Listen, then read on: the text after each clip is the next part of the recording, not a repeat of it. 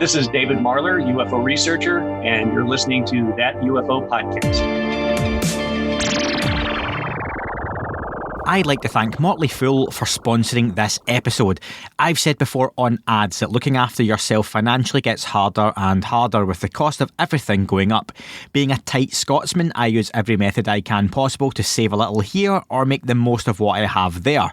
Motley Fool is one way that you can definitely look to maximise your income from investments. The age of stock picking is here. With towering inflation and elevating interest rates, sticking your money in a passive market just isn't going to get you what it used to, but it doesn't mean you have to abandon the market. There are still ways to invest for the future. You just need to know where to look, which is where the Motley Fool comes in. The Motley Fool Stock Advisor service highlights 2 stocks each and every month for members to add to their portfolios, and it literally is paid to listen to them. Historically, their average stock recommendation is up over 400% as of April 10th, 2023. And listeners of That UFO Podcast can now access Motley Fool Stock Advisor for just $89 for their first year, a full $110 off the list price. What are you waiting for? Visit fool.com/podcast. That's FOOL.com/podcast to start your investing journey today. $110 discount off of $199 per year list price. Membership will renew annually at the then current list price. Hi everyone, and welcome back to a special bonus episode of That UFO Podcast. A couple of months ago, I spoke to Chief Science Editor, Head Science Writer, and I'm going to quote a friend of ours, Ryan Sprague, who called him a guy who really loves his warp drives. I've got Christopher Plain back with me on the podcast. Chris, welcome back. Hey Andy, thanks for having me on. And Ryan is correct. I do love my warp drives. That is a direct quote. I'm not going to hold the paper up because I've got some notes on it, but that dude loves his warp drives, Ryan Sprague. So yeah, that is the quote from today, the 3rd of May, as we record this. Listen, Chris, when we spoke a few months ago, you teased an article was coming on the Debrief that was going to be directly linked to the Chicago O'Hare UFO Incident from 2006.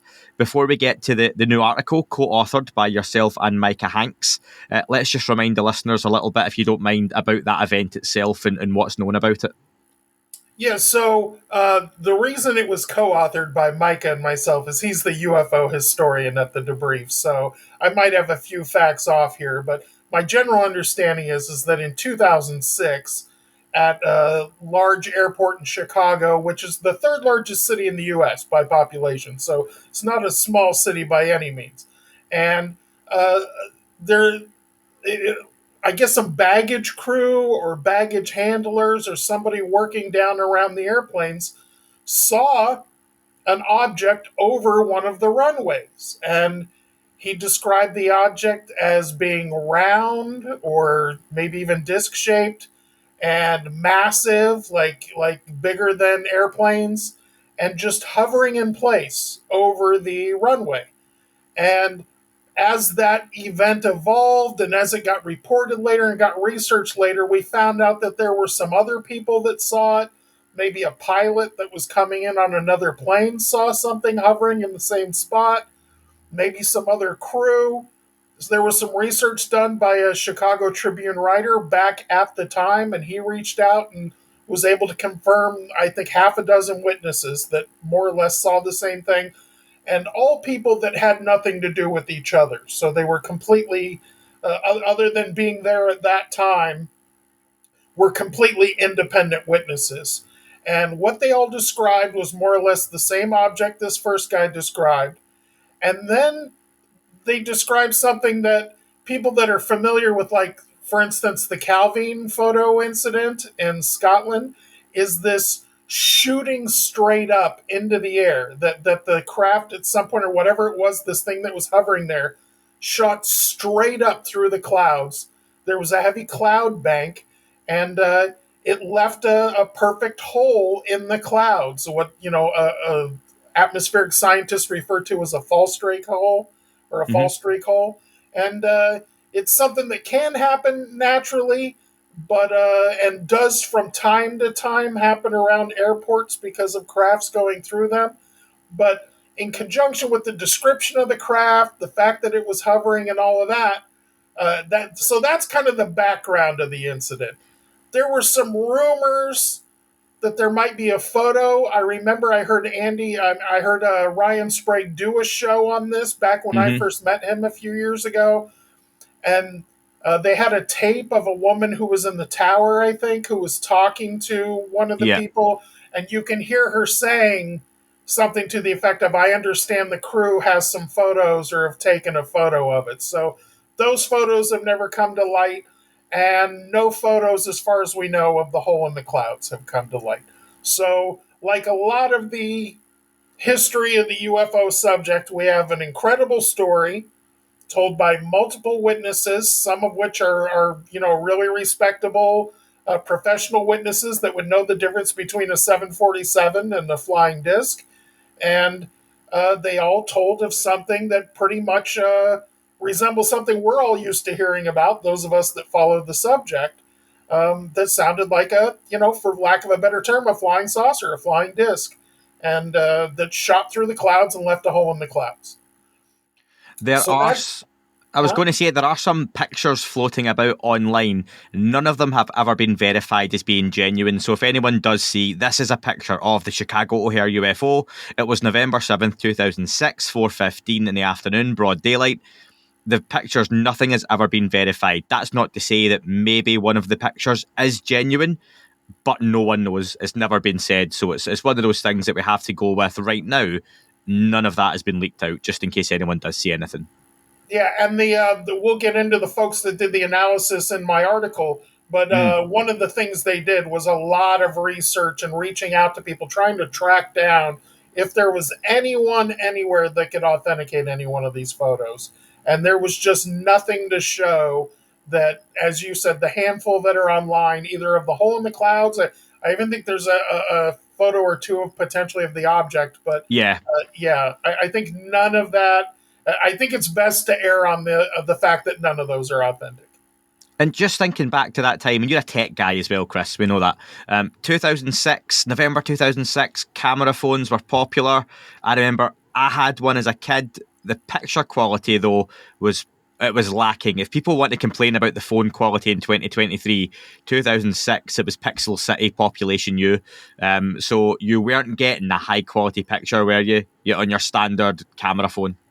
No, not at all. As a matter of fact, I remember, up until and before iPhones, and was that 2008, 2009, somewhere in there. Um, I knew many people that had phones with a camera on it that still carried a digital camera, especially Mm, if they were on vacation or going somewhere they wanted to shoot photos. Because if you wanted a high quality image, you either needed a traditional film camera or a high quality digital camera. The phone photos were, like a grainy security film. Not quite yeah. that bad, but pretty basic, pretty fundamental. Okay for doing a close up selfie, but not for shooting something in the air that you would want any detail on. Absolutely. So here we are, 2006, November 7th. Like you've said, the crew, some pilots reportedly, some workers. I don't know whether any civilians in the airport are rumoured to have seen anything. Is that something that was mentioned? You know it again. So I hate to keep defaulting here. I should have read my own article, but that's why I partnered up with Mike on this. When I was reached out by the researchers who have this new theory and Yeah. analysis they wanted to put forward on the incident, I reached out to Mike and said, "Hey, can you do all the backstory on the Chicago I O'Hare don't think there incident?" was, Chris. Honestly, I don't think there was. It's largely always been commented that it was crew and baggage and whatnot. So that's the folks who have talked about it officially. And the main thing is in the article, like you've done the work here with the researchers and Micah, they have done a lot of extensive research in the background to try and dig to see if there was anything else that they could bring up as well. So that's totally fair. It's a fascinating incident. And for me, it's just on the cusp of we had cameras, but they weren't that great. So any Yep. images would have to have been from something more than likely handheld. And we'll get to, of course, any of the data that may or may not exist as well. So the article comes, how does the article come about? Because like you say, it's a group of physicists, easy for me to say, applied physics, around 30 of them have come together to run Yep. a scientific eye over this incident. Yeah, so Applied Physics is a group I've written about a couple of times, and I first met them. As you noted, I write about warp drive, and it's one of the I write about exotic propulsion, alternative propulsion, EM drives, Hall effect thrusters, you name it. If there's something in the the cutting edge of propulsion or aerospace, I try and cover it. So I had actually written the founder, two of the founders of applied physics, guys named Johnny Martyr, who's an American, and Alexei Bobrick, who I believe is lives in Sweden. Um, they partnered on a paper laying out what they called a physical warp drive.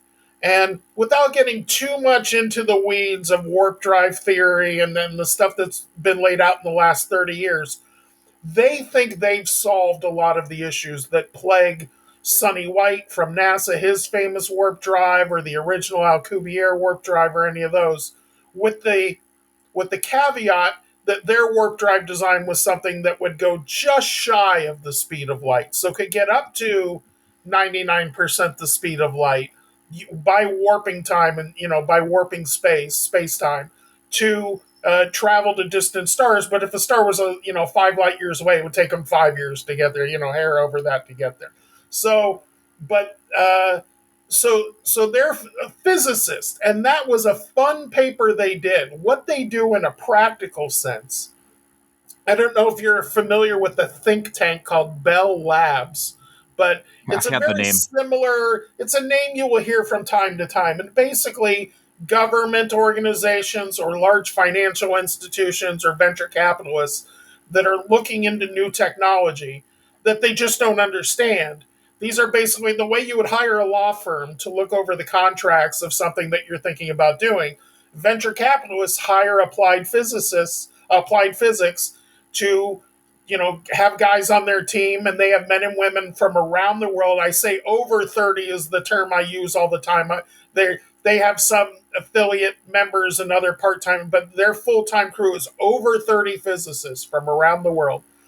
And they look at projects, and they look at, a VC might come to them and say, hey, there's this whole new cell phone technology that, is 10 times better, a whole new battery technology or whatever that they're thinking about investing in. And this group does all the due diligence for them. And so they will, between their physicists, they'll look at the research, they'll study the history. They speak multiple languages. Just as a side note here, the founder, Johnny, told me one of the things that happens to them a lot is they will find venture capitalists who have been presented with an investment opportunity in a technology that seems really amazing and really incredible. And they'll find out it was something that was worked on in Russia in the 1990s or in Japan in the early 2000s or somewhere else, and ultimately became a dead end, got ruled out, was put on the invention garbage heap, and these con men have come across it and are using it to try and raise money. Right. But if you don't speak Japanese or you don't speak Russian, even the best physicists might not find these original pieces of information, might not find these original patents or this original research that this is based on. So they represent a really unique skill set and a really unique group, a set of talents that has some really big money clients, not people I can mention, but they're really successful at what they do. As it turns out, I wrote about their warp drive theory a couple of years ago, the two founders, and they became fans of the Debrief and followed our writings. And I've written a couple other stories on research they've done, but they reached out to me on this one back when you and I talked about it. I think it was about November or December of last year. And he said, Chris, I know you guys write about UFOs from time to time. And he says, a couple of my physicists and I were sitting around talking about some famous UFO incidents, because this is what we do for fun. As scientists, we try and figure out, what was the tic tac? What sort of propulsion in the Nimitz incident, or what sort of things would these technologies represent? How would they work? And he said, we keep coming back to this Chicago O'Hare incident for a couple of reasons. One, for the shape of the craft. Two, for just the downright credibility of the witnesses that were all seem to be independent of each other.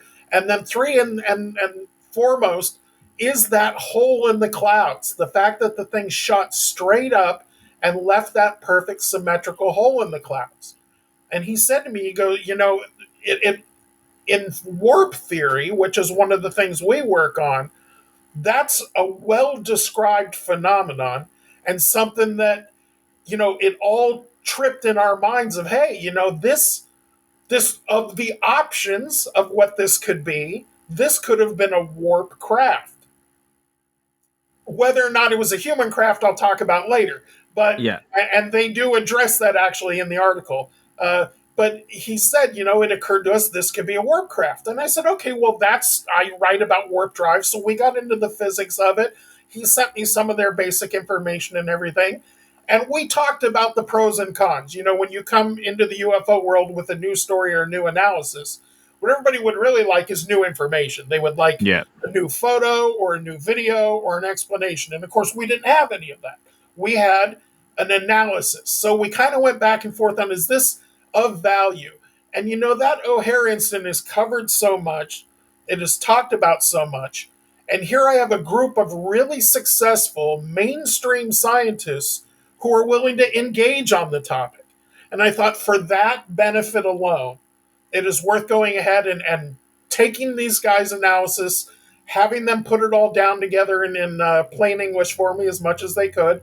And then I work with Micah, and between his knowledge of the history of the incident and my understanding of warp drive and warp mechanics, we put together their analysis. I had multiple interviews with the researchers involved at various steps along the way. Obviously, multiple interactions with Johnny, the founder, on it.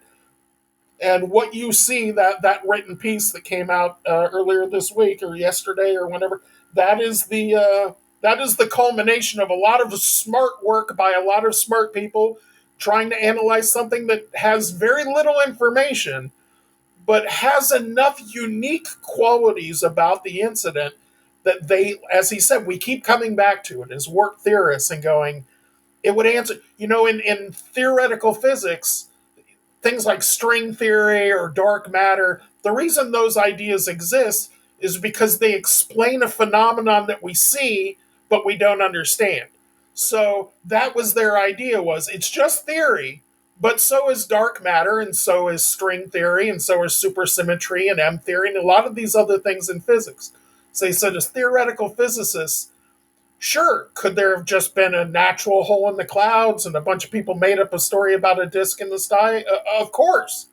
But if you take a circumstance where these people don't seem to know each other, you do seem to have some skilled observers in there, including at least one pilot who can be heard in the tape talking to the people on the tower saying, yeah, we saw it when we were coming in too. We saw the same object.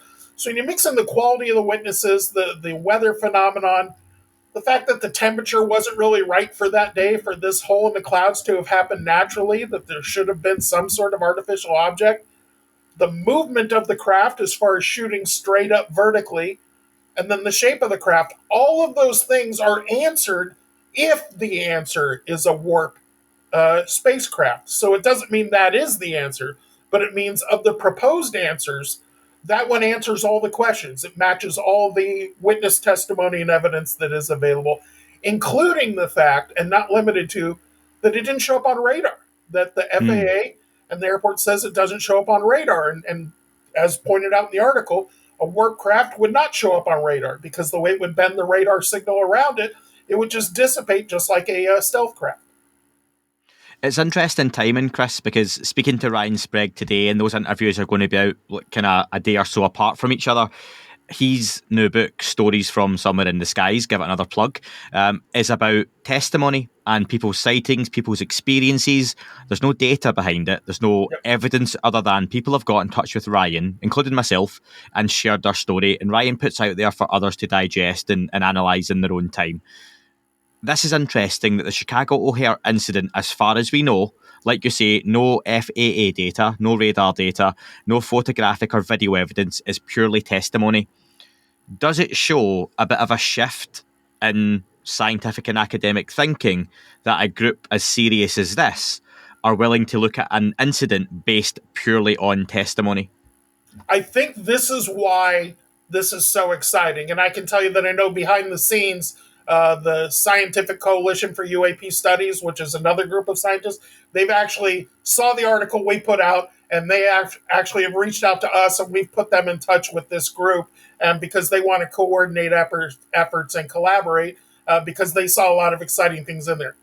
Here's what I'd like to do for your viewers and listeners without trying to bore them is, Andy, let's go back to 1947 and the start of military scientific UFO investigations up to and about, say, 1952 or so, where Blue Book just kind of became a misinformation campaign to just get people to not pay attention. But in those early years, when you would hear about, and we historically hear about, there was a sighting in Michigan, and J. Allen Hynek flew out there and analyzed the scene and looked at data and so forth, and would try and determine what people were seeing.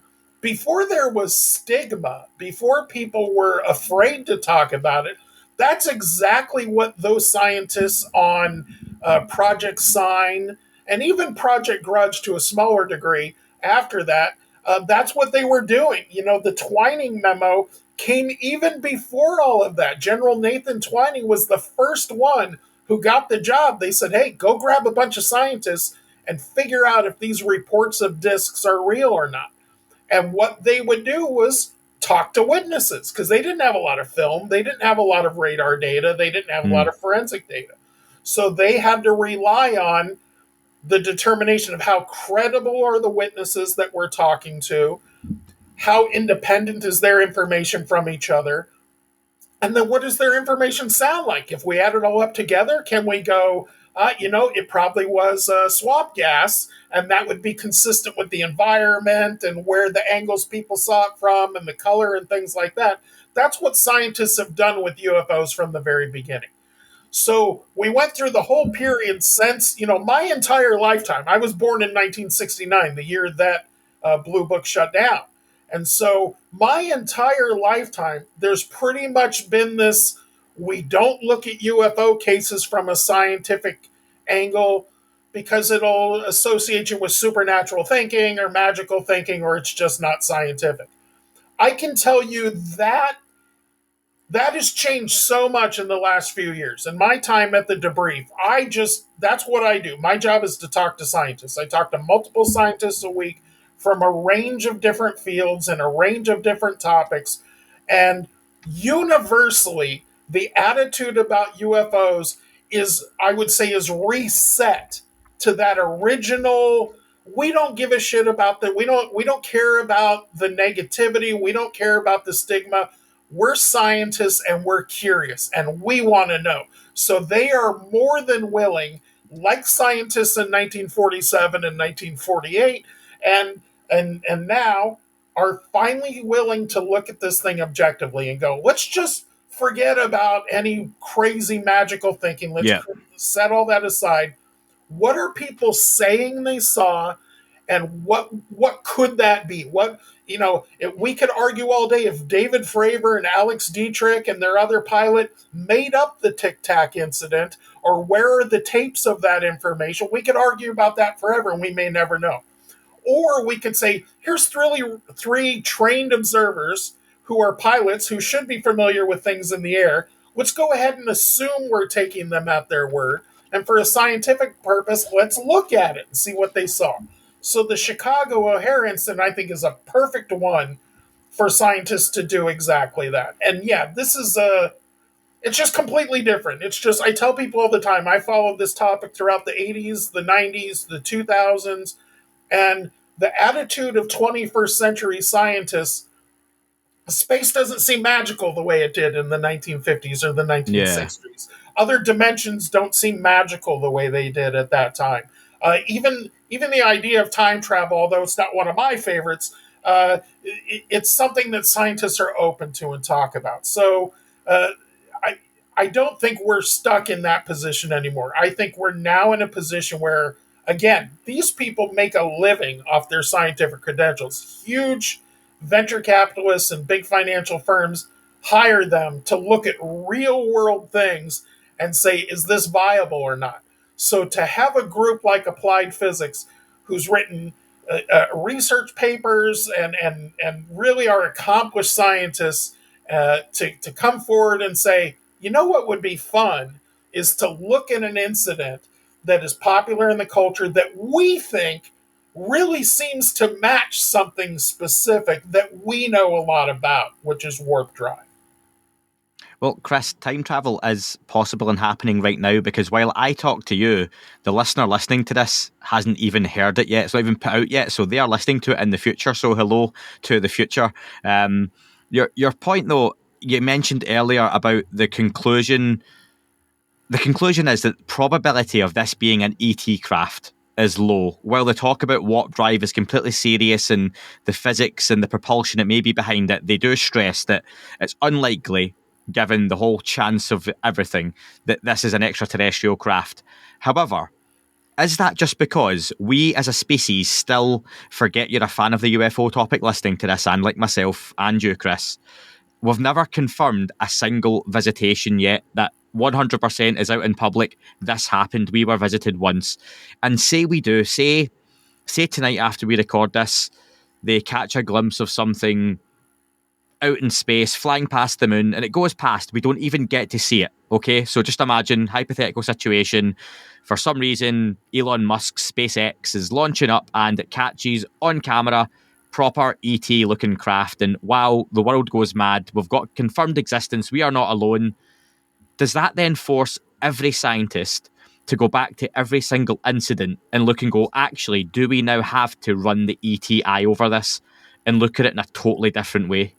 Well, so I think this is already happening. So this is one of my favorite things that's happening in science about this topic, and I think exactly what you're saying is what is bound to happen. I tell people this all the time. Say we forget about a UFO. Say we caught evidence of a civilization on another planet with a telescope. Say James Webb looks at a planet and looks at pollution in the atmosphere of that planet and looks at light signatures or EM signatures, and they go, there is a civilization there.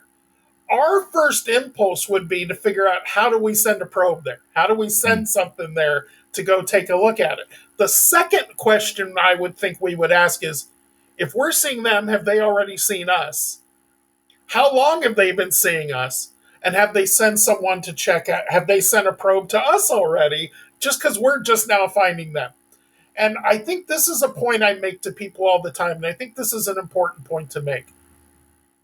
If there had never been one UFO sighting in the history of the world, if it just didn't exist, it was something we never talked about, it just wasn't a subject ever, the idea of extraterrestrial, all of that, it would still be the materialist scientist point of view that there should be life throughout the cosmos, that much of that life should be more advanced than us, just based on the fact that the cosmos is 14 billion years old or just shy of it, and our planet's only been here for the last 4 billion and change. So just based on time and space and the fact that the cosmos is made of ordinary stuff, it's not supernatural in any way. Other planets are made out of the same carbon that we're made out of and the same oxygen. We see water around planets. We see water around stars. We see all the same stuff. So if there are 1,000 yards in your neighborhood and yours has grass and every other yard has the same sort of dirt, the same sort of whatever to it, chances are most of those yards have grass. That's just a materialistic scientist point of view. So scientists have avoided the UFO topic for so long because it's connected to visitations and crop circles and abductions and again, like supernatural, maybe it's paranormal, or maybe they're coming from the future, or maybe they're from another dimension. And that has chased scientists away from that. But if you ask scientists what their position was about, is there life on other planets, almost universally now, scientists say life should be common throughout the cosmos. It's more or less a universally accepted thing if you ask scientists, and they all fall back on I just don't think it's visited us yet, or I don't think it's come here. To which I often say, so you're willing to believe in science, you're willing to believe that if matter is ordinary, and if the cosmos is not supernatural, but is a natural phenomenon. And the materialist interpretation is that there should just be life everywhere, and a lot of it should have come before us based on the age of the cosmos. then you're telling me that you don't believe in evolution, because evolution is a reaction to natural forces. So on other planets, if there's evolution, guess what? You're going to end up with technologically modern beings. They may not be humans per se, but you're going to end up with creatures that can use technology, that can travel into space, that can do the things that we're doing, and probably did that a long time before us. So I think we're going to reach a point where scientists are going to find signs of microscopic life in Mars or the gases of Jupiter. We may find more complex life in the oceans of Europa and Io and some of these other locations. I think we will find biosignatures in the atmospheres of exoplanets, planets around other stars. And this idea that life is everywhere, that life is natural, not supernatural, that there's only intelligent creatures on Earth. It's almost this, you look at scientists and you go, in the old days they would laugh at this, the Earth is the center of the universe and God makes all the decisions and humans are at the top of the pyramid. And we find out, well, humans are just animals like every other animal. Used to say when you ascribed emotions to an animal that you were anthropomorphizing it. As it turns out, all animals have emotions. Oh, they all have personalities, just like us. We're just one of the animals. We're not that spectacular. We're just a little bit smarter and more ingenious than the other ones. So we can build stuff and shoot stuff and fly in the sky. So this idea that scientists are coming around to, not only should the ET hypothesis be a valid one, just in the sense that it's just the way the nature should be. It's just there should be life everywhere. It should evolve. There should be technological species. And I can tell you a lot of scientists think this way already. That resistance was so strong at the dawn of the UFO phenomenon because we hadn't even been to space. We didn't know if you could fly in space in the 40s. We hadn't been to the moon. We hadn't never imaged another planet. I had a professor, I think I've told you this before, but I started UCLA in 1987, and I had an astronomy professor who told me he would bet his retirement that we will never find a planet around another star, because at that point we hadn't. Scientists were sure there's not going to, well, guess what? They're not going to find planets around other stars. We found them. We're not going to find rocky ones. We found them. They're not going to be Earth size. We found them. They're not going to have water. We found them. They're not going to be in the habitable zone. We found them. The next thing to find is life. And I think it will not only be, it will be huge for us because we're waking up to that knowledge. But cosmically, I don't think it's a big deal at all. I just think life is everywhere. And I tell people all the time, if there had never been a UFO ever reported, I still think aliens are watching us because I think they've been around longer than we have. And I think there's civilizations on planets that were within 100 light years, 200 light years or less that have the ability to observe us, that evolved to the point that they're either technological civilizations, meaning they're AIs, or they're super biological civilizations, meaning they can live to 2,000 years, 3,000 years old. And Andy, if you and I can live to 2,000 years, suddenly a ship that goes half the speed of light that's got to go to a star 20 light years away, it's going to take 40 years. That's not that long of a scientific mission, right? Like, yeah. When we sent the first Mars rovers up, the more recently in the 90s, I remember watching those go. I remember watching them land, doing their whole mission, Spirit and Opportunity, going through that whole process. So I know I'm going in a lot of directions here, but this is where I think we're at. I think we are at the point where the conventional wisdom for science should be and is becoming that ET life exists, advanced ET life probably exists, and the last hurdle for them to admit is, as I said, well, I just don't think they've come to visit us. Because if they say that, then they have to get into the UFO conversation. And they don't want to get into the UFO conversation because of crop circles, abductions, supernatural thinking, and the things that go with that. They still want to feel like I'm a credible scientist and I need evidence and this is the way I look at things. But when it comes to the philosophy of life, NASA has astrobiologists now. They didn't have astrobiologists. There's people employed by NASA whose job it is to study something we haven't even found yet, to study life on another planet, whether it's microscopic organisms or complex life. Those jobs exist because it's just something we know we're going to find. The same way when they were searching for the Higgs boson. at the CERN Collider. It was just something we knew we were going to find because it had to exist, because of the way science works, because of the way physics works.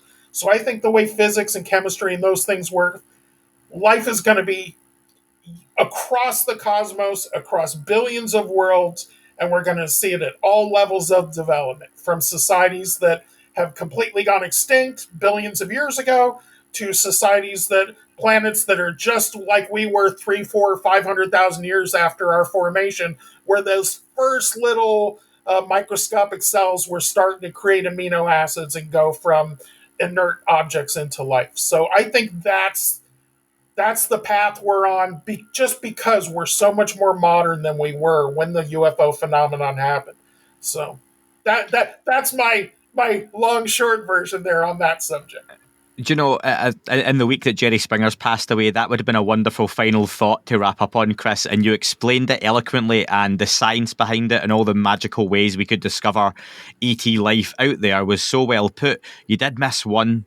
You missed one really obvious one, though. And I think when we start sending space tourists like Kanye West up with an iPhone 14, I hope Kanye out his window just takes that picture. But no, in all seriousness, that's for me is so many opportunities, and we've got so much great technology like the James Webb, like Elon Musk pushing it with SpaceX. Is whatever people think of him, putting more and more stuff into space.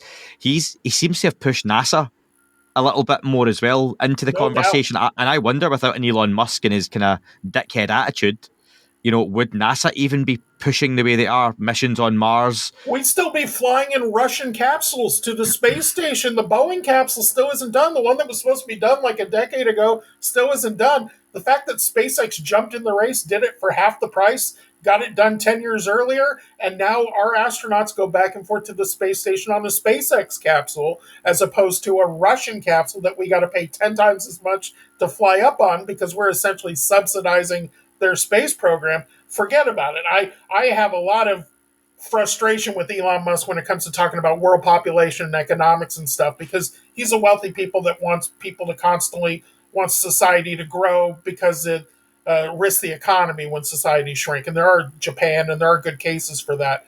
But as far as his accomplishments in space, they're unequaled in my lifetime. Well, Chris, is there anything else you're working on at the minute that you want to talk about? Nothing that I can share that I overly want to tease. I will tell you one thing I would always like to tell people when talking about this subject, and the last thought I would give you is, I'm not against time travelers from the past, just time travelers from the future. Because traveling from the past is, from a scientific standpoint, is very simple. If I got in a rocket ship and I wanted to go to 1,000 years in the future right now, I just cruise up to about 99% the speed of light, and I hold it for a couple of years. And when I land, because of Einsteinian relativity, 1,000 years or 500 years or whatever the speed I went and the amount of time I went would have passed on Earth.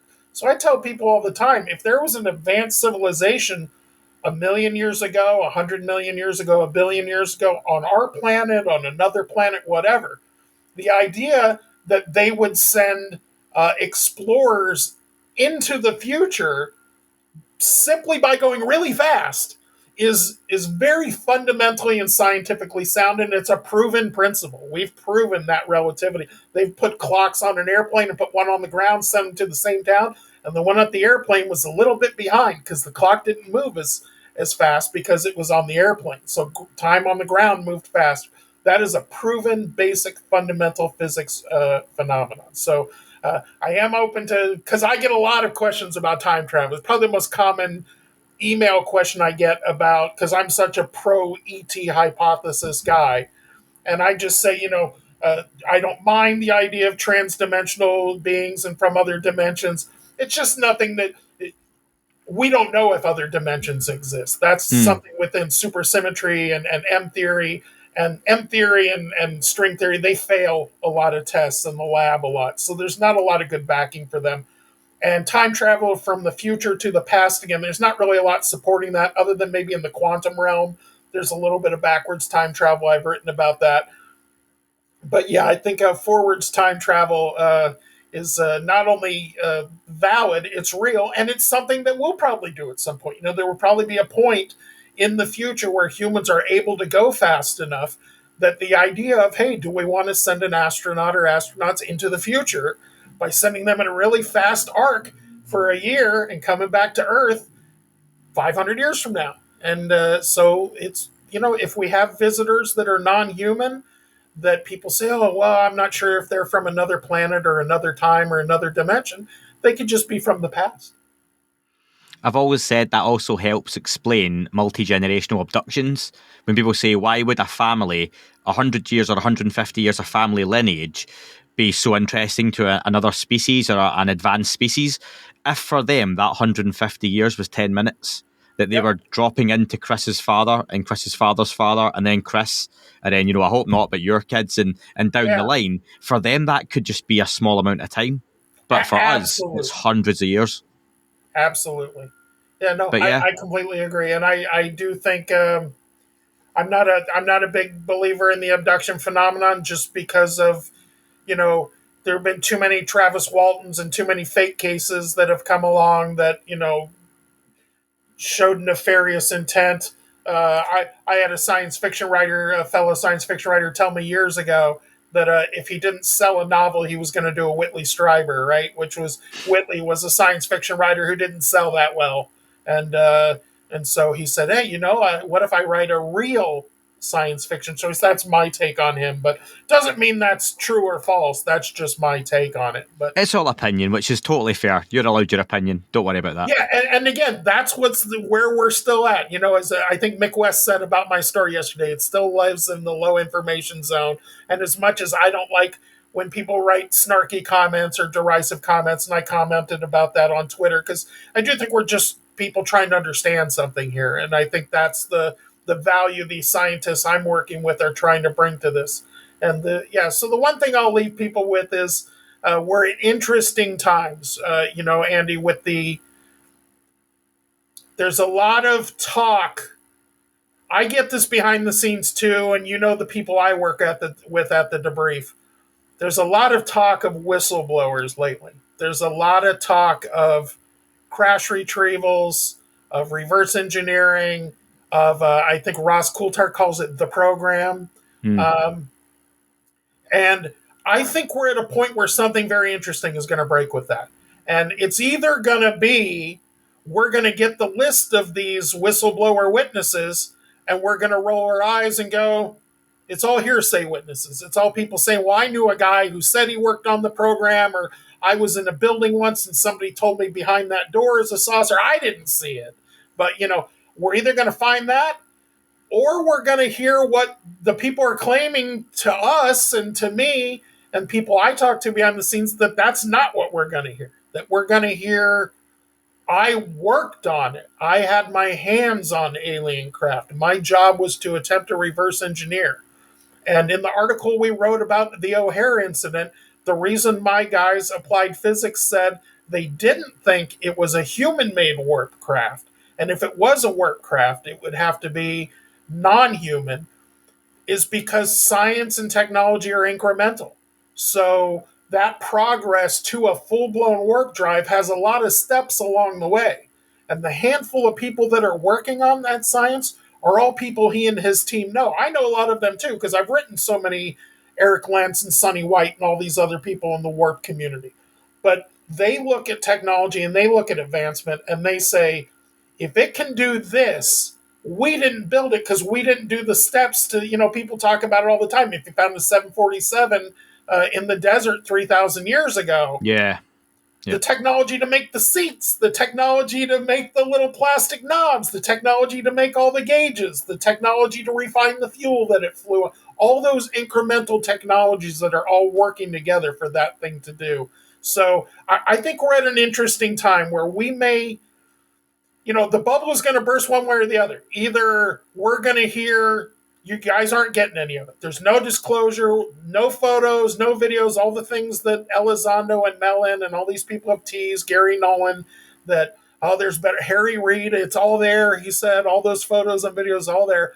Some of that is either going to come out via, and I don't think it's going to be government. I do think it will ultimately be a whistleblower who worked on a craft, if it exists, standing in front of it. That's what we need. We need a photo of an engineer standing in front of a flying saucer going, ta-da, and then he says, here's a picture of me 20 years ago when I worked on the craft, and I'm willing to name names, say where I worked, say the names of the other scientists I work with, the people who paid my paycheck and all of that. So I think we're at a point where that's going to break one way or the other. And I think the negative people will always, we'll never learn anything.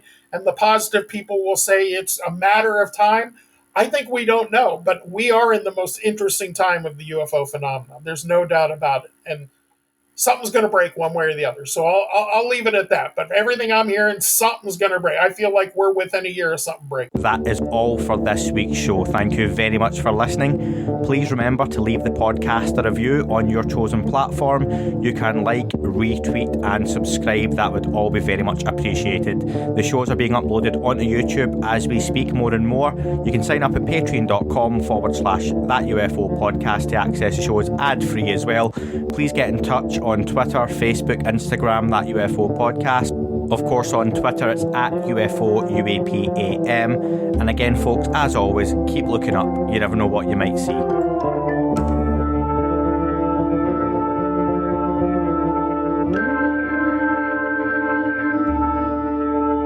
It wasn't a tic-tac and not quite a saucer, more like a hubcap designed by Chaucer, a little baroque and quite steampunk, like Alice was playing bass for the Parliament of Folk. The little fucker hovered right outside of my window, and when I shoved out the screen, he made it an issue. I don't think he expected me to see his ass, but I'd had some champagne and smoked a little around.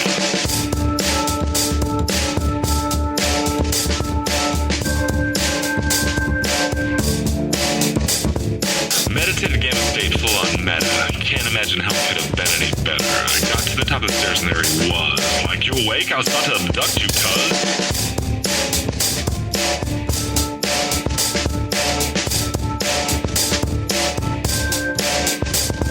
I jumped back and nearly kissed myself, and I climbed out the window after the elf, and I woke up in my bed and there was something on my head and everything was weird and everything was red. And I called out to my boys. They thought this was noise. They thought it was a dream. They thought it was my toys. They thought it was my problems, and they think I should seek therapy, and I don't know what to do because it doesn't really scare me.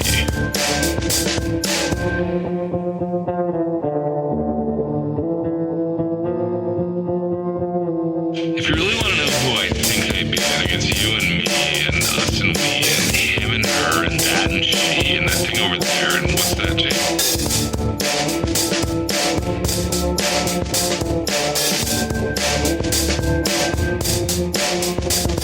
But for being serious, open your mind, consider your heart, consider time, consider your space, consider your lies, consider your life, consider your eyes.